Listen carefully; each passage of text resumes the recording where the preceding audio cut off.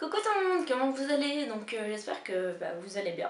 Et je reviens pour un tag comme il est marqué là en bas dans le titre de la vidéo et aussi comme l'a montré les quelques premières secondes. C'est un tag que Lily a créé, donc Lily Bookin slash Lily Draw in the City avec Nin, donc quand Nin était chez elle, je pense. Oui. Ou alors quand elle était chez Nin. Je ne sais plus. Et donc c'est le tag Je suis une fangirl, comme vous le voyez sûrement derrière, ou peut-être pas. Oula. Les questions sont sur mon ordinateur et du coup je vais le tenir parce que comme je suis debout je n'ai pas grand chose pour le mettre dessus. Et donc je vais répondre aux questions. Je vais pas vous montrer les livres mais je les mettrai en barre d'infos en fait. Et voilà, on peut commencer. Donc les questions, alors il y en a 9 et je vais donc y répondre une à une, n'est-ce pas? Ce serait bien. Alors, première question, si tu avais la possibilité de correspondre avec un personnage, lequel choisirais-tu? Alors, je vais avoir l'air idiote, mais je pense, enfin en fait je suis en train de regarder derrière vous, il y a une partie de ma bibliothèque. Et donc en fait dès que j'ai vu correspondre j'ai pensé à un personnage, c'est Charlie, donc du monde de Charlie de Steven Chbosky, en anglais c'est The Perks of Being a Wallflower, qui est un des premiers livres one shot que j'ai lu et qui est vraiment, enfin non c'est pas un des premiers que j'ai lu mais un des premiers qui m'a autant touché et que j'ai beaucoup aimé.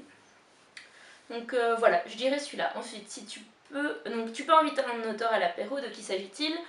Je ne sais pas si vivant ou mort, elles ont dit que ça pouvait être n'importe lequel, donc je dirais Jane Austen parce que. Enfin, Jane Austen, parce que. Elle était géniale et parce qu'elle était à la fois féministe sans l'être vraiment et c'est une des premières auteurs d'Angleterre et je l'aime énormément, j'aime énormément ses bouquins et il y a une phrase qu'elle a dite, c'était que comme elle n'a pas pu avoir sa fin heureuse, elle mettrait toujours des fins heureuses dans ses bouquins et voilà, je sais pas, j'aimerais bien aller à l'apéro avec elle plutôt. Troisième question, si tu devais écrire une fanfiction, donc une histoire imaginée par un fan tirée d'un livre déjà existant, je pense que vous savez ce que c'est, de quelle œuvre serait-elle tirée? Je pense que ce serait Des secrets de l'immortel Nicolas Flamel, donc c'est le livre de Michael Scott, donc enfin c'est une saga de 6 tomes, mais c'est ma saga préférée. Non, je n'ai pas lu Harry Potter, et donc non, ce n'est pas Harry Potter ma saga préférée. Mais du coup, je ferais bien une fanfiction là-dessus, sur l'histoire du jumeau dont j'ai oublié le nom. Soit il y a un jumeau et une jumelle, enfin il y a deux personnes, ils sont jumeaux, donc un garçon et une fille, et donc ce serait l'histoire du jumeau. Voilà. Alors, quatrième question, un de tes livres préférés va être adapté au cinéma.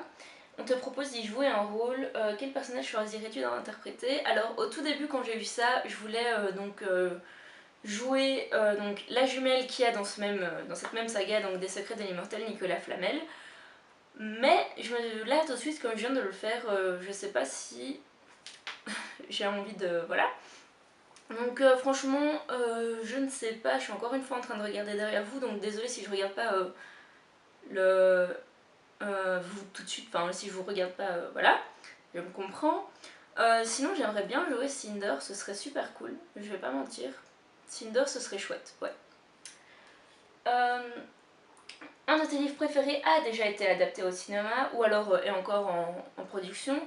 Néanmoins, tu n'es pas d'accord avec le choix de l'acteur ou l'actrice pour jouer un des personnages. De quel personnage s'agit-il et il faudrait un pour remplacer?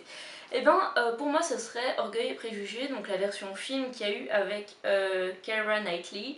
Je n'aime pas du tout Monsieur Darcy dedans, mais vraiment pas du tout. Je le trouve laid et je trouve qu'il n'a pas autant de charisme que Monsieur Darcy. Il y avait une mini-série qui avait été aussi, qui était sortie donc à la télé de 6 épisodes et dedans il y avait Colin Firth, donc voilà. C'était beaucoup plus ce que j'attendais en fait de Monsieur Darcy. Je trouve que en fait Colin Firth joue parfaitement Monsieur Darcy, c'est l'homme parfait pour Darcy. Bon, maintenant il est un peu vieux, donc pour Monsieur Darcy, je sais pas, parce qu'il faut à la fois quelqu'un qui soit vraiment... Enfin, qui ait l'air fermé, mais... en fait, il faut que ce soit un beau brun ténébreux. Et je trouvais juste que l'acteur qu'ils ont choisi n'était pas du tout ça. Donc voilà, je ne sais pas vraiment quel acteur je pourrais mettre. Peut-être... non. Non, je ne sais pas.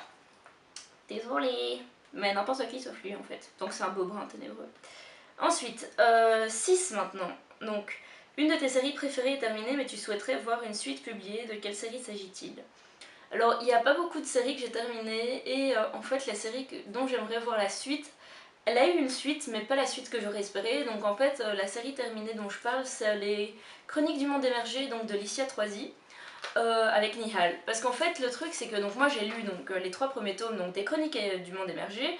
J'ai pas lu les guerres ni les légendes parce que je voulais Nihal, je voulais revoir Nihal encore et encore parce que, enfin, ça aurait été nul que ce soit un truc à 10 tomes, mais c'est vraiment Nihal qui me touchait. Et quand j'ai commencé les chroniques, non, j'ai commencé les guerres, non, donc j'ai lu les chroniques et j'ai commencé les guerres et Nihal me manquait, du coup j'ai pas pu continuer parce que pour moi c'était Nihal, Nihal, Nihal. Donc j'aurais aimé qu'il y ait peut-être un tome en plus ou un hors-série ou même un truc sorti en e-book, une nouvelle ou quoi, sur Nihal, juste une histoire en plus pour que je me sente mieux, enfin je sais pas. J'aurais beaucoup aimé. Voilà. Ensuite, voudrais-tu réécrire la fin d'un livre que tu as lu? Si oui, de quel livre s'agit-il? Donc là encore une fois je regarde et j'ai été heureuse la plupart des fins de mes livres et je trouve que... Enfin, soit c'était ce que j'avais imaginé, soit je le voyais bien, enfin... Non, pas que je le voyais bien, donc soit ça avait été vraiment ce que j'avais imaginé, soit c'était tellement pas ce que j'avais imaginé que j'avais trouvé ça dingue. Donc j'en ai pas particulièrement, je suis en train de regarder vraiment encore une fois derrière vous parce qu'il y a ma bibliothèque qui est pas du tout rangée, donc voilà. Et non, franchement, je ne sais pas. J'aurais bien aimé voir, donc c'est le livre de Zelda de Foer, son nom de famille, non c'est pas Foer, mais ça commence par un F, je ne sais plus, donc qui raconte l'histoire de Zelda Fitzgerald, donc la femme de Francis Scott Fitzgerald. J'aurais bien aimé que la fin soit changée, mais il aurait donc fallu changer l'histoire. Donc il aurait fallu changer leur histoire d'amour de base dans la vraie vie pour pouvoir changer la fin du livre, puisque le livre est tiré de leur vraie vie. Voilà. Mais ça aurait été sympa. Ensuite, 8 constitue ta famille livresque idéale, père, mère, frère et sœur, choisis bien. Je vais déposer ça et je vais réfléchir. Alors, en sœur, Nihal, voilà, ça c'est fait. Nihal, c'est ma sœur, voilà. En papa, j'aurais bien aimé Nicolas Fleming, donc, enfin Nicolas Flamel, pardon, donc de encore Les Secrets de l'île Immortelle, Nicolas Flamel. En papa, en sœur, j'ai déjà dit Nial. En frère,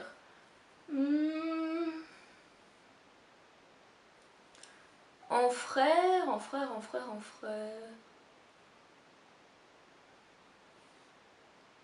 Jade dans Les Éveilleurs, je l'aurais bien aimé. Parce que, enfin en petit frère du coup, Nihal en grande sœur et Jade en petit frère. Et comme maman Harley Quinn, c'est pas... bon, voilà. Voilà. Ça le fait pas du tout, mais c'est juste que Harley Quinn c'est tellement... C'est mon personnage, c'est... Enfin, je sais pas. J'ai tellement d'amour envers Harley Quinn que l'avoir en maman, ça pourrait être tellement drôle. Enfin, ce serait vraiment bizarre, mais ce serait tellement drôle. Donc j'ai déposé mon ordi, et donc...